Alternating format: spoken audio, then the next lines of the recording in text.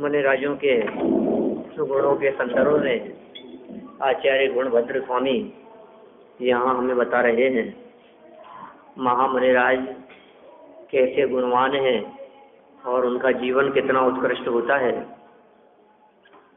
स्वतंत्र विचरण करने वाले, अधीन भाव से ही भोजन ग्रहण करने वाले, मुनियों के संग में रहने वाले, निरंतर जिनके चित्त में स्वाध्याय का ही चिंतन चला करता है, वस्तु स्वरूप का ही चिंतन जिनके उपयोग में चला करता है, ऐसे महामुनिराज कैसे तपस्वी हैं और उनका अंतरंग जीवन कितना बदल गया है, यह तो हम नहीं जानते, वे स्वयं ही जानते हैं। क्या कारण है ऐसे? आखिर ऐसा कैसे होता है कि इस सर्दी गर्मी आदि को भी बर्दाश्त करते हैं?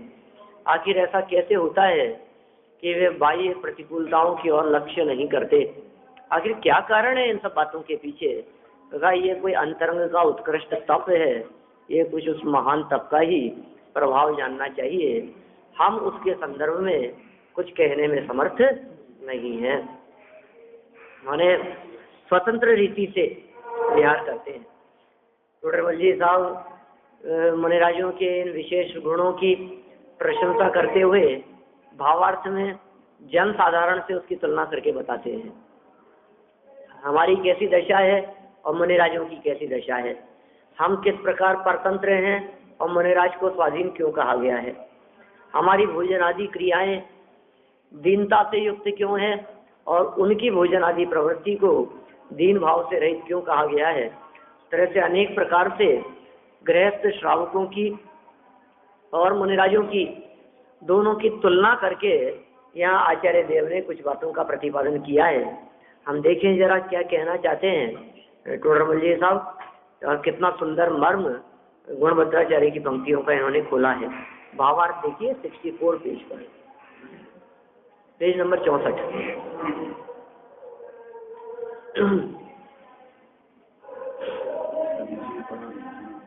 सभी जीव पराधीन हैं, इंद्रियों के अधीन है। किनकी चर्चा कर रहे हैं? गृहस्थों की, श्रावकों की, संसारियों की, घर गृहस्थी के जंजाल में उलझे फंसे लोगों की, हम जैसे लोगों की यहाँ बात कर रहे हैं।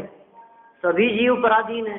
क्या बात कर रहे हो साहब, हमको कितने जेल में डाल दिया है, हमें कितने बंदी बना लिया। खुद अपनी मर्जी के मालिक हैं हम, तो मर्जी से घर में जाते हैं, मर्जी से घर में रहते हैं, घर से जब निकलना होता है तो निकलते हैं। हमें किसी प्रकार का बंधन नहीं है, किसी प्रकार की पराधीनता नहीं है। आप कैसे कहते हो कि हम बंधन में, आप कैसे कहते हो कि परतंत्र हैं? ये कह रहे हैं भैया इंद्रियों के अधीन हैं। ये ऐसी अधीनता है जो अधीनता बाहरी चर्म चक्षुओं से नहीं दिखती, दिखती नहीं है, पता ही नहीं लगता। अधीन हो गया, लड्डू खाया और पसंद आ गया तो अब लड्डू, वो पसंद वाले उस लड्डू ने बांध लिया अपने को। अब तो क्या है, कोई भी चीज इस तरह की, जो कोई भी वो वस्तु खाता है तो मतलब समझ लीजिए आप कैसा परतंत्र हो गया है वो। उसका स्वाद एक बार चख लिया तो अब उसकी तरफ आकर्षित होता है, अब उसकी तरफ खिंचा चला जाता है। ये आकर्षण का यहाँ निषेध कर रहे हैं, उसके बिना नहीं रह सकता, यही परतंत्रता है। हाँ, वही चाहिए उसको। देखिए आप क्या कह रहे हैं, सभी जीव पराधीन है और पर माने इंद्रियां भी पर है। हमें ऐसे लगता है कोई दूसरा व्यक्ति हमारे को बांधे तब तो हम पर अधीन हुए। पर मतलब दूसरा, दूसरों के अधीन होना वो पर अधीन है। स्वयं ही स्वयं के कंट्रोल में रहना, उसका नाम स्व अधीन है। ठीक है, स्व अधीन और पर अधीन। तो मैं अपने ही हिसाब से चलता हूँ, अपने ऊपर अपना कंट्रोल, आत्म अनुशासन, उसका नाम स्वाधीनता। और अपने ऊपर पर का कंट्रोल या पर के कारण उससे प्रभावित होना, यह है पराधीनता। तो यहाँ स्वाधीनता की बात कर रहे हैं कि मेरे ऊपर मेरा ही कंट्रोल चलता है। ये पराधीनता का काम नहीं है यहाँ। ये स्वाधीनता मुनिराजों के जीवन में है और श्रावकों के जीवन में इंद्रियां, शरीर, इनको पर नहीं समझता। ये कह रहे हैं इंद्रियां भी पर है, शरीर भी पर है।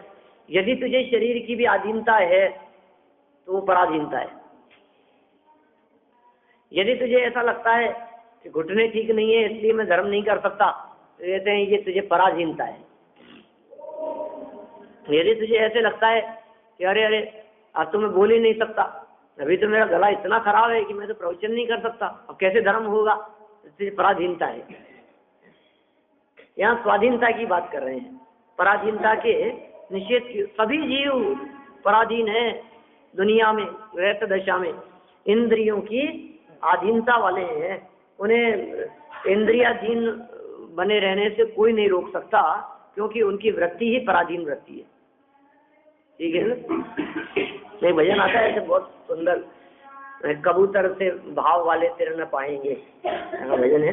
अध्यात्म ज्ञान गंगा जो पुस्तक थी उसमें पढ़ा, बहुत बरसों पहले की बात है, भजनों वाली जो पुस्तक है। और अब वो क्या शब्द था उस तोते के लिए, तोते से भाव वाले ही उड़ पाएंगे और कबूतर से भाव वाले मुक्त नहीं हो पाएंगे। इस तरह की पंक्तियां थी उसके अंदर। कोई 12-15 साल पुरानी ध्यान आती है इस तरह की पंक्तियां कुछ। माने समझो आप, ये जो पिंजरे में उसको रख दिया गया किसी तोते को, और हल्का सा खुला छूट जाए क्या तो तुरंत उड़ जाता है, क्योंकि वो स्वाधीनता का भाव रखने वाला प्राणी है। और कबूतर जैसी वृत्ति हो तो उसे खुले भी रखे हैं और उड़ाए कबूतर को, वो पालने वाला व्यक्ति, तो वापस वहीं आकर के बैठ जाता है, वापस बंध जाता है, वो बंधा ही रहता है उससे। ऐसा जिसका भाव है, मतलब दरवाजे खुले भी रखो, खुले छत पर कबूतर पालने वाले कबूतरों को कहीं पिंजरे में नहीं रखते क्या, खुली छतों पर रखते हैं और उड़ाते हैं और उड़ करके फिर आ जाते हैं वही क्या। ऐसे व्यक्ति जो परतंत्र हैं, जो पराधीन वृत्ति वाले हैं, मैंने परतंत्रता में जिनको वेदन नहीं होता, जो अपने आप को दुखी नहीं मानते, जो परतंत्रता कोई उपादेय मानते हैं, वे सुखी नहीं हो सकते। हमारी वृत्ति ऐसी वृत्ति है कि हमें ये परतंत्रता भी आनंददायक लगती है। हम इतने हैबिचुअल हो गए हैं कि हमें ये पराधीनता जैसी लगती नहीं। स्वाधीन वृत्ति परिणाम वाले क्या, वे वास्तव में मुक्ति प्राप्त कर सकते हैं। मने राजों की ऐसी दशा है भैया, इंद्रियों के अधीन नहीं है, चक्षु इंद्रिय की पराधीनता नहीं है। देखो हमें तो इतनी पराधीनता है, पराधीनता न होती तो चश्मा क्यों चढ़ाते आंखों पर, मनराज क्यों नहीं चढ़ाते, कान में मशीन क्यों लगा ली, ये पराधीनता दिखती है हमारे को। अरे क्या करें साहब, कान से सुनाई नहीं देता है, क्या करें साहब, दिखाई नहीं देता है, अरे अरे हमें तो इंद्रियों की पराधीनता दिखती है, इसलिए कभी लाइट जलाना, कभी हीटर चलाना, ये सब पराधीनता का काम है। मुनिराज स्वाधीन विचरण करते हैं, गमन भी करते हैं तो कामना की पूर्ति के लिए करते हैं। किसकी बात कर रहे हैं, अभी तो गृहस्थों की बात कर रहे हैं। सभी जीव पराधीन है, इंद्रियों के अधीन है, वे गमन भी करते हैं, माने संसारी जीव गमन करते हैं, गृहस्थ गमन करते हैं, हम आप इसी गमन करते हैं तो कामना की पूर्ति के लिए करते हैं, इच्छा की पूर्ति के लिए गमन करते हैं। इसलिए गमन इसलिए विहार करते हैं, इससे हमें कुछ मिलेगा। तेरा मंदिर क्यों आए हो, कुछ ना कुछ प्रयोजन रख करके मंदिर आए हैं। दुकान क्यों जाते हो, कुछ ना कुछ प्रयोजन। घर से उठ करके बाजार निकले तो किस लिए, कोई ना कोई काम तो नहीं वैसे ही, ऐसे भी होता है, वैसे ही थोड़े ना होता है। बाजार में आपको कुछ लाना होगा और भी कुछ नहीं तो कुछ ना कुछ देखना होगा, और यदि देखना और लाना न होगा तो घूमना होगा, टहलना होगा भोजन पचाना होगा। माने बिना प्रयोजन के ये जीव विहार नहीं करते, कामना की पूर्ति के लिए विहार करते हैं। गमन भी करते हैं तो कामना की पूर्ति के लिए करते हैं। प्रयोजन अनुद्देश्य मंदोपि न प्रवर्तते, प्रयोजन के बिना, उद्देश्य के बिना मंद से मंद बुद्धि भी गमन नहीं करते। परंतु साधु कैसे हैं, स्वाधीन विहार करते हैं, उन्हें कोई कामना नहीं है। विहार करते समय स्वाधीन है और किसी प्रकार की कोई कामना नहीं है कि हम विहार करेंगे तो ये हमारे को मिल जाएगा। तो फिर करते क्यों है विहार, ये बता दो। चलो जब उनको कोई प्रयोजन ही नहीं है तो फिर विहार करते क्यों है, बात तो होनी चाहिए ना, सामने आनी चाहिए ना कि भाई हम जो विहार करते हैं वो तो मान लीजिए किसी काम से करते हैं, तो जो कोई काम से विहार करे वो तो समझदार, और ये बिना ही मतलब मूर्ख है वो तो। बहुत सुंदर तर्क दिया टोटरमल जी साहब ने नीचे। वर्षा ऋतु के अतिरिक्त मुनि कभी एक स्थान पर नहीं रहते, क्योंकि एक स्थान पर रहने से लोगों में स्नेह बढ़ता है, इसलिए वे वैराग्य भाव की वृद्धि के लिए विहार करते हैं। बोलो कितना सुंदर तर्क दे दिया। क्यों विहार करते हैं, क्या जरूरत है, रह लो ना, क्या नहीं, जहाँ रहेंगे फिर वहां से राग हो जाएगा। जिनके साथ में रहेंगे उनके साथ में हमारे को राग होने लग जाता है, धीरे धीरे करके वहीं हम एडजस्ट होने लग जाते हैं, उसी में अपनापन मानने लग जाते हैं, वही अच्छा लगने लग जाता है हमारे को। सहज वृत्ति है इस प्रकार की। आप देखिए जो गवर्नमेंट सर्वेंट जिनके ट्रांसफर होते रहते हैं, एक स्थान पर हैं और ट्रांसफर होकर के जोधपुर चले गए, जैसे ही ट्रांसफर की सूचना मिली परेशान हो गए, रुकवाने का प्रयास, नहीं नहीं नहीं हमें नहीं जाना, ट्रांसफर रुक जाए, ठीक है जहाँ है यहीं पर। अब फिर मान लीजिए नहीं रुका और जाना ही पड़ा, तो वहाँ चले गए, अब परेशान हो रहे हैं सेट होने में, 10-5 दिन, महीना 2 महीना लग गया वहाँ सेट होने में। अब जैसे ही महीने 2 महीने 6 महीने में सेट होने लगे, बराबर सेट हो गए, अब दूसरी जगह ट्रांसफर, नहीं नहीं अब रहने दो, ये क्या फिर बड़ी मुश्किल से सेट किया है, यहाँ सारी व्यवस्थाएं, भोजन की व्यवस्था सेट हो गई, रहने की व्यवस्था सेट हो गई, सारा सब व्यवस्थित हो गया, अपना सब काम, दूध वाला नक्की हो गया, अखबार वाला नक्की हो गया, तो है बर्तन वाली ये वो सारी व्यवस्था, सब सेटलमेंट अपना बैठ गया, अपना एड्रेस वगैरह जो चेंज करा लिए, एड्रेस प्रूफ वगैरह सब चेंज हो गए, बिजली पानी के बिल, टेलीफोन के कनेक्शन सब बराबर, सब अपने को अब कोई दिक्कत नहीं है, यहाँ सब प्रकार से आराम है, साल भर हो गया। अब ट्रांसफर की रोको ना यहीं, क्या अब कहाँ जाएंगे कि क्यों क्या हुआ, क्या वहीं से राग हो गया कि साहब आपको तो यहाँ बिल्कुल पसंद नहीं था, कि नहीं नहीं जब आए थे तब पसंद नहीं था, अब धीरे धीरे करके यही पसंद आने लग गया, उसी के प्रति राग हो गया। जहाँ रहते हैं, जिनके बीच में रहते हैं, जिनके साथ में रहते हैं, सहज हमारी ऐसी प्रवृत्ति है कि उनके प्रति धीरे धीरे धीरे धीरे करके राग बढ़ता चला जाता है। और बार बार में यदि हम बदलते रहे जगह तो वैराग्य मेंटेन रहता है, राग नहीं बढ़ पाता। इसलिए तर्क दे दिया वर्षा ऋतु के अतिरिक्त, किताब ये शर्त क्यों लगा दी है वर्षा ऋतु के अतिरिक्त? ये शर्त इसलिए लगा दी है कि भैया तो वर्षा ऋतु में राग नहीं होता होगा क्या? राग तो होता है, लेकिन जीवों के प्रति अत्यंत करुणा और दया का परिणाम है, इसलिए वे उस दौरान विहार नहीं करते वर्षा ऋतु में। ये बात भी वास्तव में उसी जमाने की और उसी समय की है जिस समय चौमासे जैसा हुआ करता था। अब तो चौमासे जैसा होता ही नहीं है, महीनों तक बरसात नहीं होती है, सूखा पड़ा रहता है। उन गांवों की बात है जिन गांवों में खूब बरसात हुआ करती है और कच्चे रास्ते हुआ करते हैं, गड्ढों में जल भरा होता है, सड़कों पर पानी भरा रहता है, पक्की सड़कें होती नहीं है। एक ही स्थान पर बरसात आ गई, 2-4 दिन से बरसात हो रही है, फिर मौसम खुल भी गया तो खुले मौसम में भी विहार करेंगे तो जीवों की उत्पत्ति विशेष दिखाई देगी और वहां से गमन करने में हिंसा और विराधना का दोष लगेगा। सावधान रहते हैं, नहीं करें विहार, नहीं करें गमन, एक ही स्थान पर रहें। लेकिन देखिएगा विहार नहीं करते इसका अर्थ ये नहीं है कि एक ही जगह पर, एक ही मंदिर में, एक ही क्षेत्र में रहते हो। बस चौमासे के दौरान भी, चातुर्मास के दौरान भी नगर ग्रामादिक का उल्लंघन तो नहीं कर सके, लेकिन कभी इस बाजार में है तो फिर इसी में 2-4-5-7 दिन बाद में दूसरे बाजार में चले गए, ऐसा तो गमन कर लेते हैं। इस तरह से उस वर्षा ऋतु को छोड़कर मुनि कभी एक स्थान पर नहीं रहते। ये स्वाधीनता बतला रहे हैं उनकी, विहार संबंधी स्वाधीनता, क्योंकि एक स्थान पर रहने से लोगों में स्नेह बढ़ता है। ये लोगों में स्नेह बढ़ता है, इसको दोनों प्रकार से लिया जा सकता है। लोगों में स्नेह बढ़ता है और एक मुनिराज में स्नेह बढ़ता है, दोनों तरफा बात है।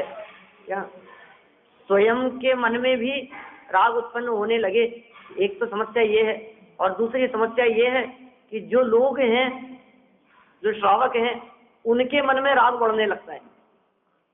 अरे महाराज हैं, उनसे संबंध बनाने लगते हैं, अरे ये तो अपने ही महाराज है, 4 महीने साथ में रहे थे, इनके हैं ये तो अपने ही हो गए। माने अब कई तो ऐसा कहते हैं, अरे उनसे तो हमारी दोस्ती है।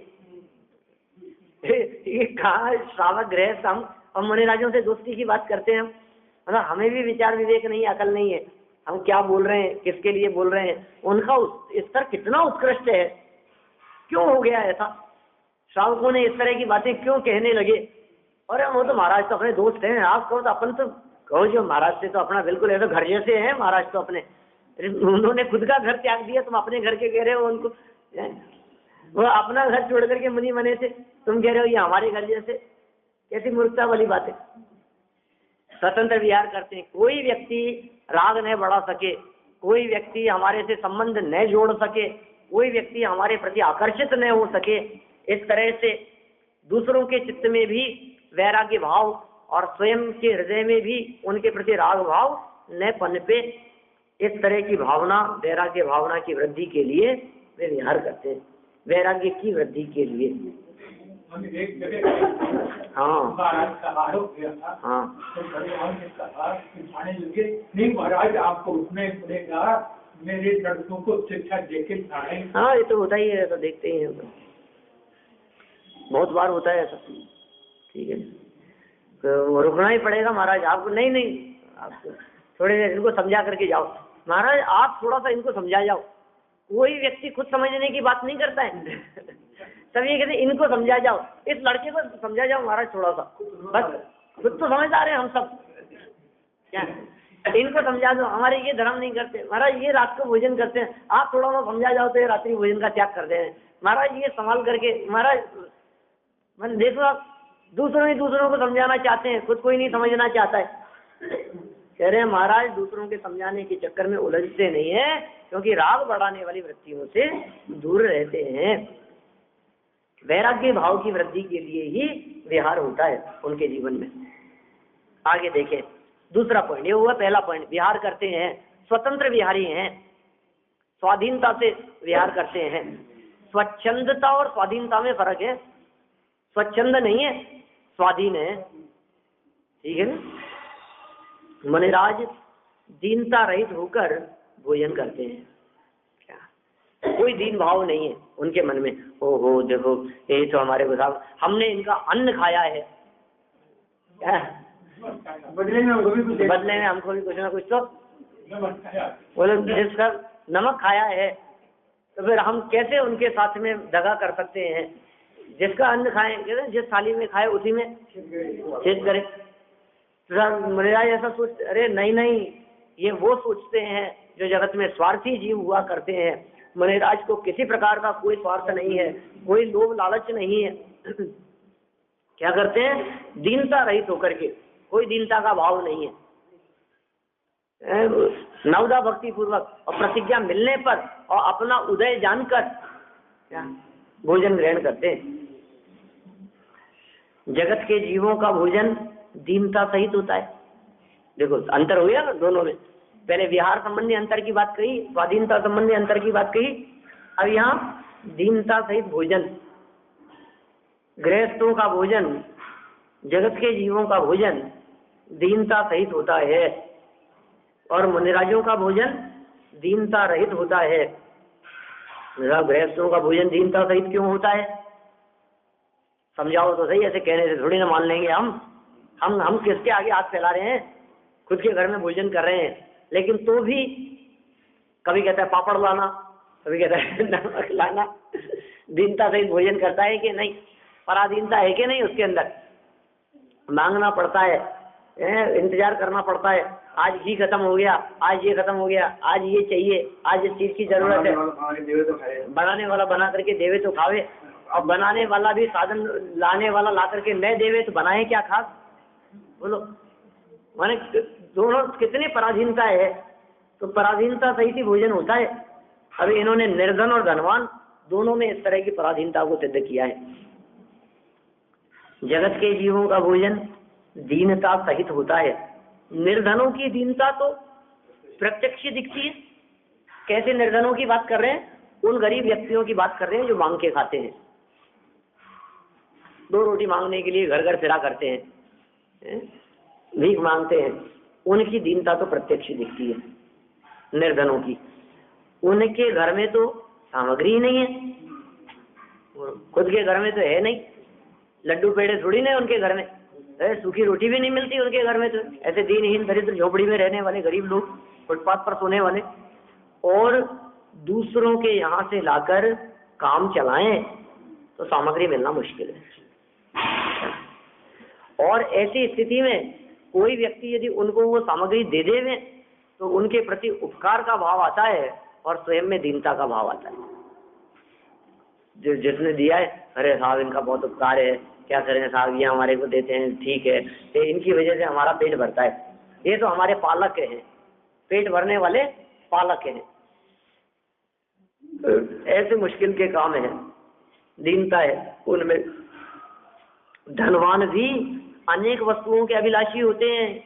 बोलो, ऐसा थोड़ी ना कि धनवान लोगों की दीनता नहीं होती, धनवानों की भी दीनता होती है। क्या रसगुल्ले खाने थे, घर में बने नहीं, बाजार लेने के लिए गए तो मिले नहीं, दुकान वाले तो ये दीनता का भाव आता है ना कि नहीं नहीं लाओ ना कहीं से भी। और फिर ऐसे धनवान कितना भी हो, किसी भी इंद्रियों की अभिलाषा यदि है तो दीनता का भाव आए बिना रहता नहीं है।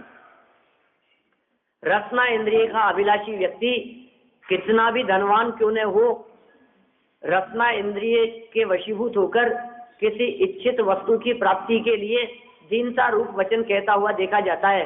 अरे यार आप लाना यार, बहुत अच्छी चीज थी यार, आपके उधर के पेड़े तो बहुत अच्छे आते हैं, वहां के पेड़े तो।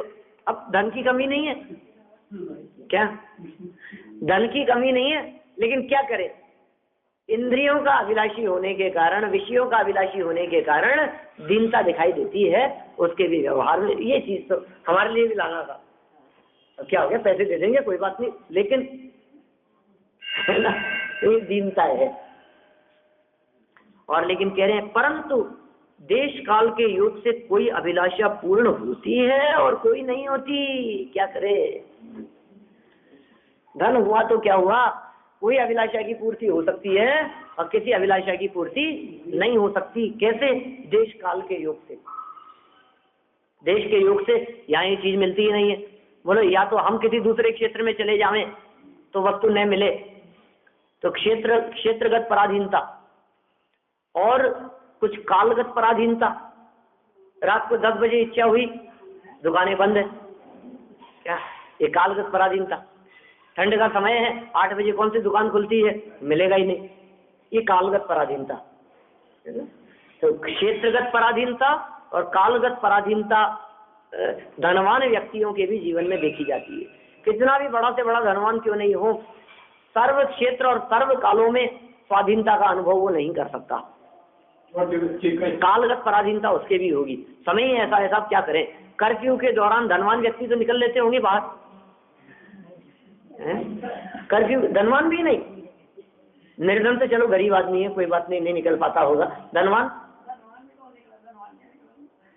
क्यों, ये कालगत पराधीनता है। काल ही ऐसा चल रहा है, समय ऐसा चल रहा है, युद्ध काल चल रहा है, कर्फ्यू का काल चल रहा है, या फिर मध्य रात्रि का समय है, वह क्षेत्र ऐसा है कि अपने को इस क्षेत्र के अंदर विहार करना ठीक नहीं है, रात को अपन यहीं स्टे करेंगे। कितना भी धनवान व्यक्ति हो, क्षेत्र और काल के बारे में ऐसा सोच लेता है, नहीं नहीं रात को यहाँ से अपने को 9:30 11 बजे हैं, तो 11 बजे बाद में अपन इस एरिया से नहीं चल सकते, अपन खतरा है इस एरिया में। तो क्षेत्रगत भी और कालगत भी। अगर वो क्षेत्रगत खतरा जो है वो काल से सापेक्ष है, माने उसी एरिया से दिन में 2 बजे निकल सकते हो आप, और उसी एरिया से रात को नहीं निकल सकते। क्या इस तरीके से शिखर जी नहीं जाते, पदमपुरा से भी शायद 4 बजे बाद नहीं चलती थी पहले, तो अब तो चलने लग गई। नहीं नहीं चलती, हाँ लास्ट 4 बजे है, हमें 8-10 साल पहले का ध्यान है। अभी वही नहीं 4 बजे बाद में कोई बस नहीं आती वहाँ। तो ये कालगत क्षेत्र, ये सब धनवान व्यक्तियों के साथ में भी। अब देखो आप, क्षेत्र काल और परिस्थितियां सब लोग लगा लेना इसके अंदर के योग से। अब समझ लो आप किसी जगह पर पहुंचना है, खूब धन खर्च करे, लेकिन फ्लाइट ही लेट है, कोहरे के कारण फ्लाइट ही 12 घंटे। अब कर लो साहब, क्या कर लोगे धन का उसका, तो दिल्ली आ गई है। ये निर्धनों की पराधीनता और धनवानों की पराधीनता, और ऐसी पराधीनता में दीनता का अनुभव। डॉक्टरों की हड़ताल है, अब धनवान व्यक्ति जाएगा तो डॉक्टर देखेगा, बोलो हड़ताल है उनकी, तो क्या कहता है ऐसे समय में, दीनता का अनुभव करता है, भैया जितना पैसा चाहोगे उतना, तुम चिंता मत करो, लेकिन बच्चे को देख लो। तो बोलो दीनता की बात करता है धनवान होकर के भी। ये कह रहे हैं मुनिराज ऐसे दीनता से युक्त नहीं होते, मुनिराज के दीन भाव नहीं आता, क्योंकि किसी प्रकार की कोई अपेक्षा नहीं है। जहाँ अपेक्षा है वहाँ दीनता का भाव है, और जहाँ अपेक्षा नहीं है वहाँ दीनता का भाव भी नहीं होता। ऐसा स्वरूप है। क्या कह रहे हैं? धनवान भी अनेक वस्तुओं के अभिलाषी होते हैं, परंतु अभिलाषा तो होती है ना अनेक वस्तुओं की, परंतु देश काल के योग से कोई अभिलाषा पूर्ण होती है और कोई नहीं होती, इसलिए उनका भोजन भी दीनता सहित है। कभी तो लड्डू खा सके और कभी नहीं खा सके। अरे साहब क्या अनार आती थी, क्या खाते थे, और अब आजकल तो आना ही बंद हो गया, अब क्या करें, मिल ही नहीं रही, बाजार में ही नहीं मिल रही है, क्या करें बोलो। कहीं किसी भी चीज के बारे में, किसी भी फल के बारे में खाना चाहते हैं, इच्छा है, अभिलाषा है, और मिल नहीं रही है, लेकिन पूरी सब्जी मंडी में कहीं नहीं है, अब क्या करें, पता नहीं जहाँ से आती थी आ ही नहीं रही है आजकल। बस जनवरी है, फरवरी में आना बंद हो गया। कुछ भी जो चीज जिस मौसम में आती हो। अभी तो लंगड़ा आया ही नहीं। हाँ, अभी तो लंगड़ा आया ही नहीं, लंगड़ा तो बाजार से उठ गया, अभी तो आजकल तो आ ही नहीं रहा है। बोलो, कह रहे हैं दीनता सहित है धनवान भी, अभिलाषा है इसलिए दीनता है। एक मुनि ही दीनता रहित है, सारा जगत दीन है, और मुनिराज ही दीनता से रहित है, क्योंकि उनके लिए लाभ अलाभ रस नीरस सब समान है। क्यों नहीं है आखिर दीनता, बोलो, ये क्यों नहीं पराधीन है, क्यों नहीं है परतंत्र वे, उन्हें ये परिस्थितियां बाधा क्यों नहीं उत्पन्न करती, उसके पीछे कारण क्या है? एक ही कारण समझ में आता है कि उन्हें किसी प्रकार का कोई लाभ लपेट नहीं है। रस और नीरस इस बात का कोई विकल्प नहीं है। भोजन में क्या मिला है, क्या बने हैं, पकवान बने हैं कि नहीं बने हैं, भोजन में गुलाब जामुन आएगा या नहीं आएगा, हलवा मिलेगा कि नहीं मिलेगा, अनार का रस मिलेगा कि नहीं मिलेगा, आज कोई अपेक्षा ही नहीं है उनको रस और नीरस की। इसलिए वो सुखी रहते, आनंदित रहते, लाभ भी नहीं, अलाभ भी नहीं, रस भी नहीं, नीरस भी नहीं, सभी समान है। आगे देखें अपन, फिर बात कही थी तीसरे नंबर पर, मुनिराज संग में वास करते हैं, ये तीसरा पॉइंट था। एक एक पॉइंट का स्पष्टीकरण कर रहे हैं यहाँ भावार्थ खोलते हुए। पहला पॉइंट था स्वतंत्र विहार करने का, फिर दीन भाव रहित भोजन आदि ग्रहण करने का, और फिर तीसरा पॉइंट दिया मुनिजन के संग वास करें अरु स्वाध्याय श्रम फल उपशम। मुनिराज को अन्य मुनियों के संग में रहने के समान और कोई उत्कृष्ट संग नहीं है। सर्वोत्कृष्ट संग किसका है, किसके साथ में रहते हैं? अरे सेठ जी के साथ में रहेंगे मुनिराज तो चौके की व्यवस्था होती रहेगी। ऐसा नहीं है क्या? और दो चार सेठ जो हैं वो तो अपने कंट्रोल में रहने ही चाहिए, उनसे क्या होता है आगे से आगे व्यवस्था होती रहती है। क्या? तो ये कह रहे हैं कि ऐसा नहीं है, मुनिराजों को मुनिराजों का ही संग चाहिए। मुनिराज को अन्य मुनियों के संग में रहने के समान और कोई उत्कृष्ट संग नहीं है, इससे बढ़कर और कोई संग नहीं हो सकता, साथ नहीं हो सकता। लोक में तो कुसंग ही है, किसका साथ करें बोलो। और देखो कितने कैसे शब्द हैं टोडरमल जी ने, सबसे बड़ा कुसंग तो स्त्री का है। क्या कह रहे हैं? सबसे बड़ा कुसंग तो स्त्री का है, जिसकी संगति से काम क्रोध आदि उत्पन्न होते हैं, विकार उत्पन्न होता है, क्रोध आदि कषाएं दिखाई देती है, राग देश आदि भाव दिखाई देते हैं, विकृति दिखाई देती है, चित्त में असंतुष्टि चंचलता रहती है, तो सब उत्पन्न करने वाला ऐसा कुसंग। जबकि साधुओं की संगति से काम क्रोध आदि विलीन हो जाते हैं। किसकी संगति करें, किसके साथ में रहें? देखो एक ये बात तो मुनिराजों के संदर्भ में कर रहे हैं, मुनिराजों का ऐसा गुण है, ऐसी बात को ये जो बातें कही है इन्हीं बातों को गृहस्थों के ऊपर लगा लिया जाए।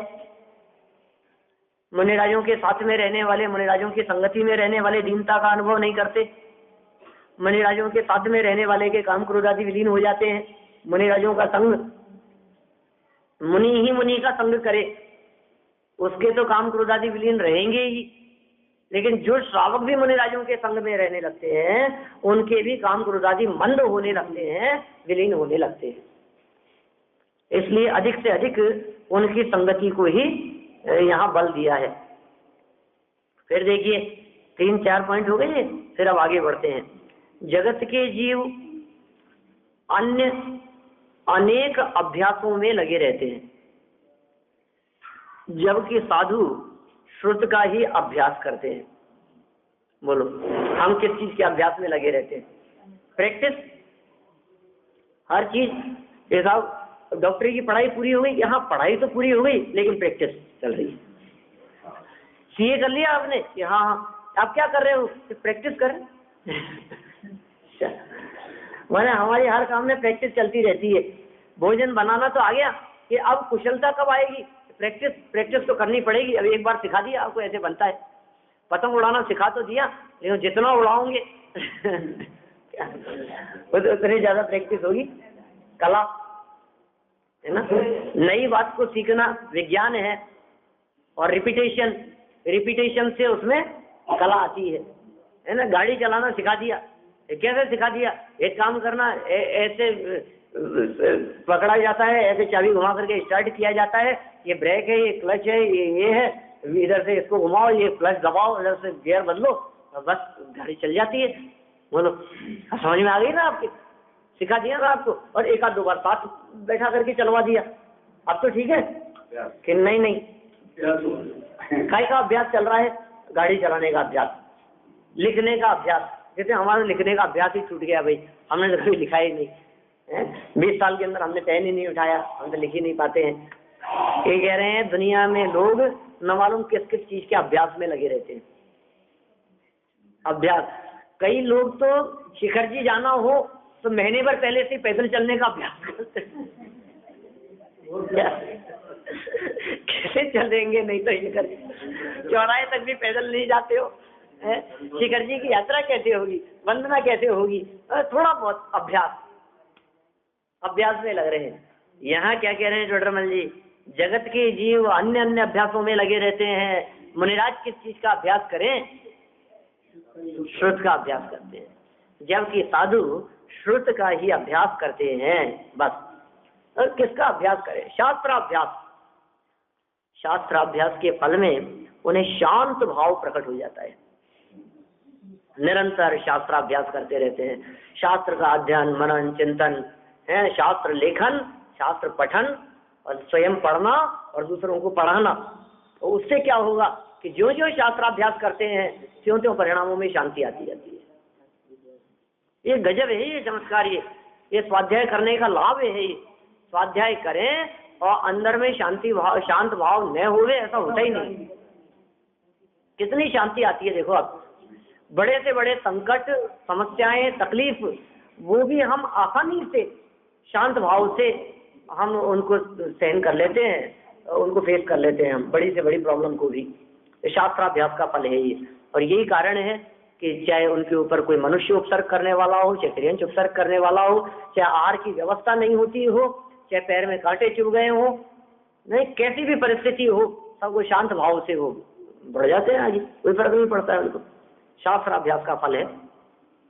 जबकि मूढ़ लोग, अब देखो अब बात क्या कही है कि साहब अभ्यास करते हैं, आपने लौकिक अभ्यासों की बात कही है, ये गृहस्थ लोग शास्त्राभ्यास भी तो करते हैं ना। ये कह रहे हैं जबकि मूढ़ लोग शास्त्राभ्यास से भी मदोन्मत्त हो जाते हैं, ये बड़ा दोष है। शास्त्राभ्यास का फल तो परिणामों की निर्मलता और शांति था, लेकिन शास्त्राभ्यास करते हुए भी उन्मत्त, मद के नशे में, अहंकार के नशे में, घमंड उनके सर पर हावी। हम पढ़ते हैं, अरे इनको क्या आता है, मुझे देखो कितनी बातें आती है। ये कल से आना चालू किया है और देखो बीच बीच में बोलना चालू कर दिया, अपने आप को ही क्या समझते हैं। हमें देखो 20 साल हो गए सुनते हुए, ऐसे कोई बात ही नहीं है जो हमने नहीं सुनी हो। कितने ग्रंथ पढ़ लिए हैं, कितने शास्त्र पढ़ लिए हैं। ये कह रहे हैं भैया कौन? मूढ़ लोग। समझदार की बात नहीं है। वास्तव में जो शास्त्राभ्यास में भीगे लोग हैं वो तो ज्यों ज्यों अभ्यास करते हैं त्यों त्यों उनको ऐसा लगता है कि अरे हमें तो कुछ नहीं आता। किया क्या हमने अभ्यास करके भी अभ्यास का फल, शास्त्र पढ़ करके भी शास्त्र जिसे पढ़ाना चाहते थे उसे नहीं पढ़ा। तो क्या पढ़ा? पोथी पढ़ वावरा पंडित भयानक होए और 2.5 अक्षर आत्म के पढ़े तो पंडित होए। खूब पोथियां पढ़ी, खूब शास्त्र पढ़े, खूब ग्रंथों को पढ़ा, उससे थोड़ी ना पंडित होगा। लेकिन 2.5 अक्षर कौन से? कबीरदास जी ने तो प्रेम के लिखा है आत्म में भी 2.5 अक्षर है। 2.5 अक्षर आत्म के, अपने आत्मा को जिसने पढ़ लिया हो वो वास्तव में विद्वान है, वो वास्तव में ज्ञानी है, वो वास्तव में पंडित है। तो सब पढ़ लिया, क्या पढ़ना बाकी रह गया? और क्या पढ़ेंगे? जो पढ़ने योग्य था उसे पढ़ लिया। देखिए कह दिया, शास्त्राभ्यास से भी जो मदोन्मत्त हो जाते हैं वे लोग मूढ़ हैं और ये बहुत बड़ा दोष है।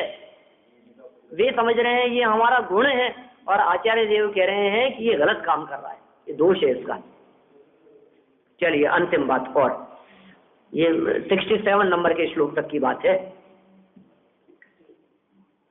मुनियों के मन का वेग मंद हो गया है, जबकि लोक का मन महाचंचल होकर बाह्य वस्तुओं में ही भटकता रहता है। मुनियों का मन आत्म विचार में लगा रहता है और कभी कभी बाह्य शुभ क्रियाओं में भी लगता है, अशुभ क्रियाओं का तो नाम भी नहीं है। मुनियों की ऐसी दशा होती है, यह उनके कौन से उत्कृष्ट तप का फल है मैं नहीं जानता। हम नहीं कह सकते। अद्भुत जीवन है भाई मुनिराजों का, अद्भुत विलक्षण गुण है उनके। गृहस्थ व्यक्ति किसी भी रूप में मुनिराज के गुणों की बराबरी नहीं कर सकता और तुलना ही नहीं की जा सकती। मुनिराजों की श्रेष्ठता अपने आप में बहुत उत्कृष्ट है, क्योंकि मुनिराजों में इस प्रकार के अद्भुत अलौकिक गुण दिखाई देते हैं। ऐसे गुण हम लोगों के भी जीवन में प्रकट हों, इसी मंगल भावना से मैं बात को अभी यही विराम देता हूँ। कल जो है अपना प्रवचन नहीं है, कल विधान का आयोजन है। सुबह 8 बजे से विधान है, शांति विधान यही इसी मंदिर में 8 यही अपने है ना 8 बजे से लेकर चलेगा 10, 11, 10, 10:30 तक जो भी चलेगा। तो वो विधान के माध्यम जो भी करेंगे सब देख लेंगे जो भी है। ठीक है।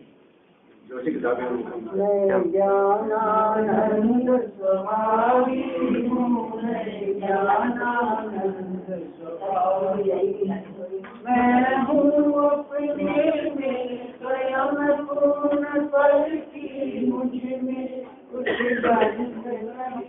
मैं रूपी स्पर्शी पर से कुछ भी संबंध नहीं। मैं रंग राग से भिन्न भेद से भी मैं भिन्न निराला हूँ। मैं हूँ अखंड चैतन्य से निज रस में रमने वाला। मैं ही मेरा करता करता, मुझ में फल का कुछ काम नहीं। मैं मुझ में रहने वाला हूँ, पर मेरा मैं शुद्ध बोध अविरुद्ध पर से प्रभावी हूँ। आत्मानुभूति से प्राप्त तत्व में ज्ञानानंद स्वभावी हूँ। मैं ज्ञानानंद स्वभावी हूँ, मैं ज्ञानानंद स्वभावी हूँ।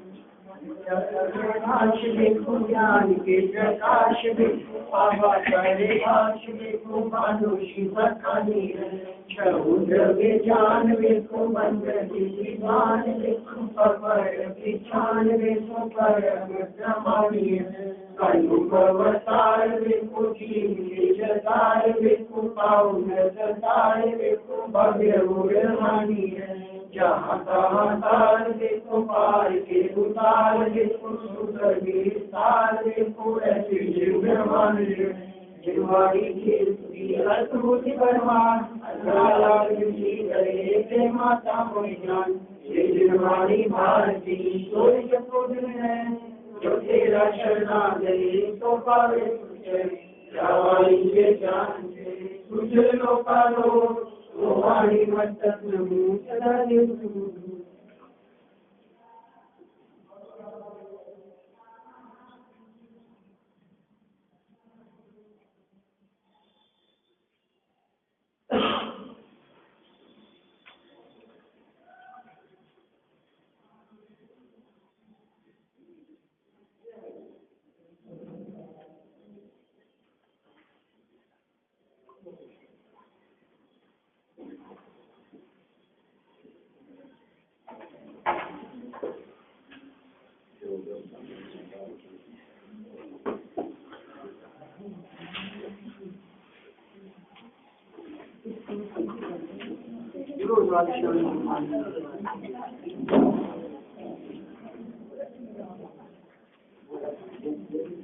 Thank you.